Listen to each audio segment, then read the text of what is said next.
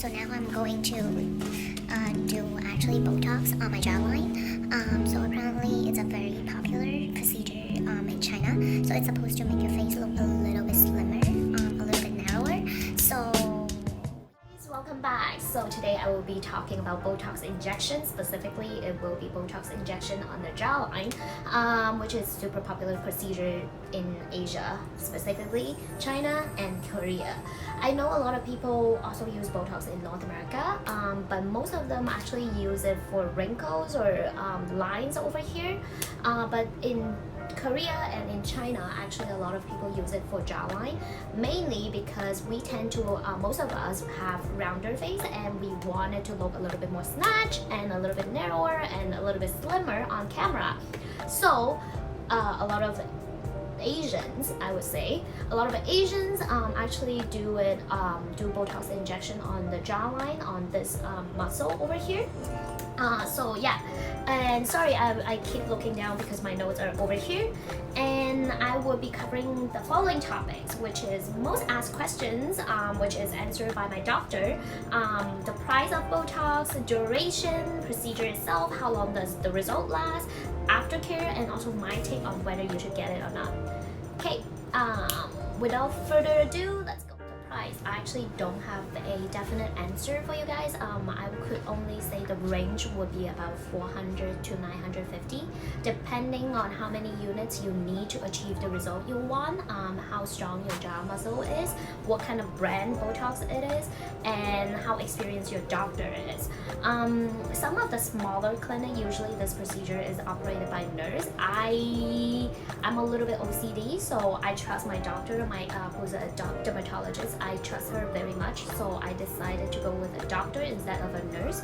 But they usually would have many promotion going on for smaller clinic, and one time I actually saw only $7 per unit. But whether you want to take that risk, it's your face. So that's depending on you. For me, the first time I did 29 units, and the second time I did 40 units. You have to find someone who's experienced for sure, because everyone's face is different. Most of our faces are actually not symmetrical, so that means one side of it might need a little bit more, so that's dependent on the doctor's experience to help you with that.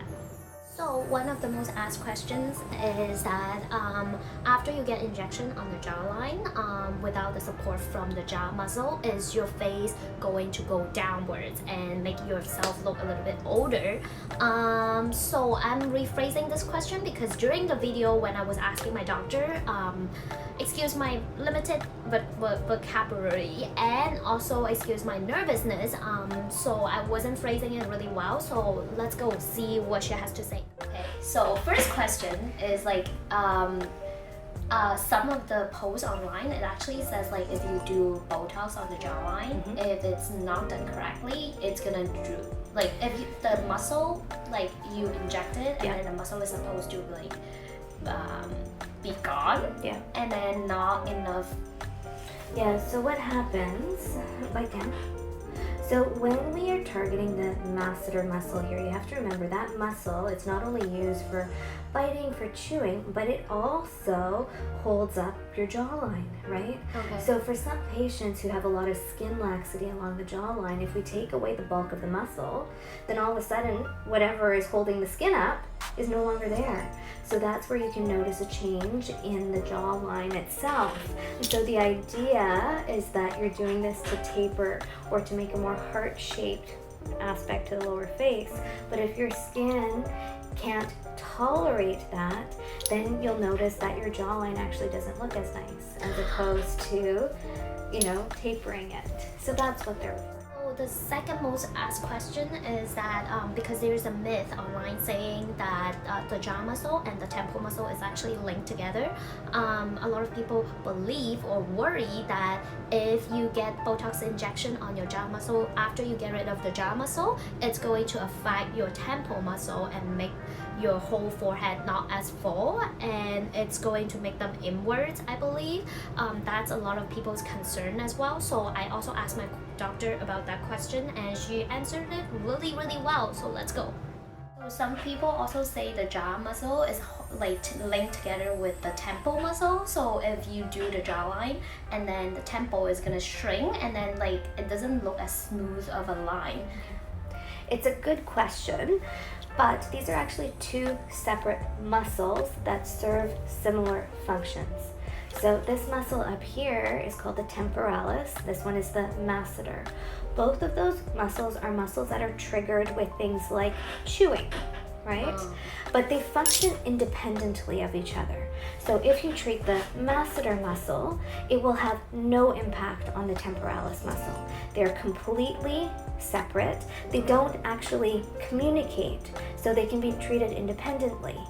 For example, when patients have to have treatments for migraine headaches for Botox, we will sometimes target this muscle here in the temple, and that is completely independent of this. So in terms of the procedure, the entire procedure, the duration is maximum maybe 10 minutes, but usually 5 minutes is more than enough. And there's no numbing cream, there's no anesthetics. Unfortunately I cannot film that footage for you guys because my doctor wants me to focus on biting my jaw and want me to fully participate in that procedure so that nothing goes wrong. So sorry about that. I did about 3 pinches on each side, and yes, it does feel like a little pinch. It doesn't hurt a lot, so for someone who's worried about pain, don't worry. It's literally like you get bitten by an ant. So in terms of how long the result will show, not immediately, I can tell you that much. So depending on individual's metabolism and also like how fast can your muscle absorb the Botox, I believe. But usually a month it will show a little bit result, and 3 months I believe it shows optimal result. I could be wrong about that because I forgot about it. But last time I did it, it was 1 month, and then it shows like I got compliments about my face looks slimmer. Usually for the first time and the second time in between, you need to wait 3 months. And after that, after the second time, you can just do it every half a year to maintain the result. In terms of aftercare, I believe these are the things I remember. First is there is no exercise for 24 hours, and there's no eating for an hour. And there will be some tingling sensation throughout maybe 48 to 72 hours. If it persists, I think you should talk to your doctor about it. Last time I felt a little bit, it comes and goes. Yeah.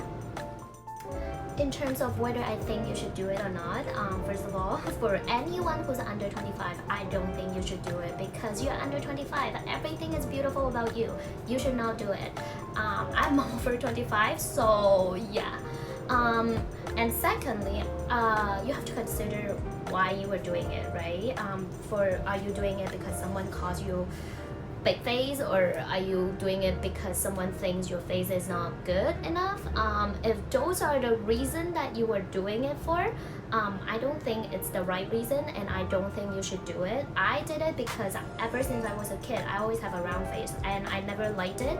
And after last time I tried it, I actually liked the result and it gives me more confidence. That's why I did it again. So yeah, and what I would recommend is that you have to do enough research on your doctor, on the hospital or clinic that you are doing it at. You have to, like, this is your face. If something went wrong, you are the one who's going to be living with it. So I think you should be very careful about that. Yeah, that's about it. So okay, that's it for today. Bye bye. See you next time.